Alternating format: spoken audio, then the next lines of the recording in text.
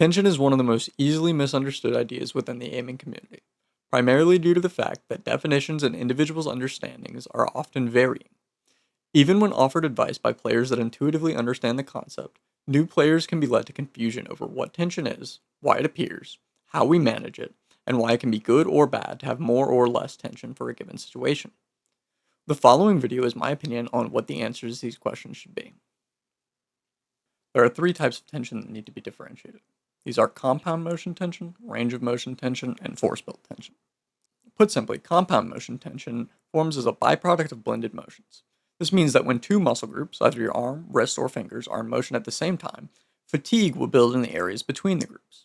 This builds over time throughout your run as you use blended motions and feels akin to muscle soreness. Range of motion tension, on the other hand, is a byproduct of a muscle group reaching the end of its range of motion. You can feel this when stretching your wrist inward, and it causes large strain on the tendons throughout the run. Finally, we have force-built tension. This is what most people mean when they say to use more or less tension.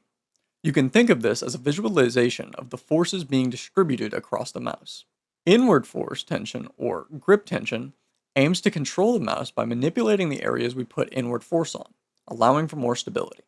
Outward force tension aims to speed up motions by exerting the same forces outwards. If you think of all your fingers pushing inwards to control your mouse, that is inward force tension. Whereas if you only push with one side of your fingers, that is outwards force tension. So, if tension builds from all these things, how do we stop it from happening in our runs? Well, there are a few solutions depending on the type of tension that is being exerted. Using blended motions is a requirement for aiming properly due to our ranges of motion, meaning the only way to effectively relieve compound motion tension is stretching and breaks. This is why most players limit their sessions to 1 to 2 hours, since after a certain amount of time playing, you are simply too fatigued to continue. Exercise, stretching routines, and taking multiple days off are all necessary in order to maintain your wrist health. It can help to keep your sessions from being cut short.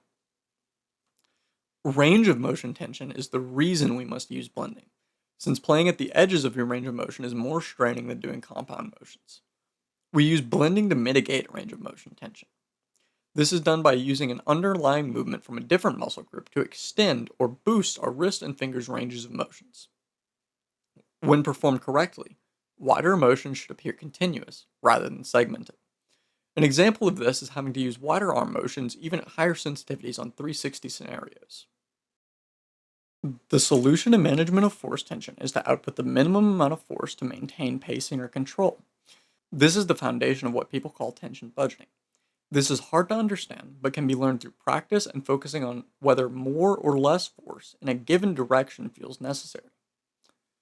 It can help to note that inward tension, or grip tension, is the movements that are canceling each other out. Finding the balance between these forces to determine speed and stability is what most people are referring to when they talk about tension management or budgeting. To summarize, we have compound motion tension, range of motion tension, and force tension. These can be managed through the 3 B's of breaks, blending, and budgeting. It is important to note that even if you manage your tension properly, you will still need to take longer breaks to maintain your wrist health. Thanks for watching.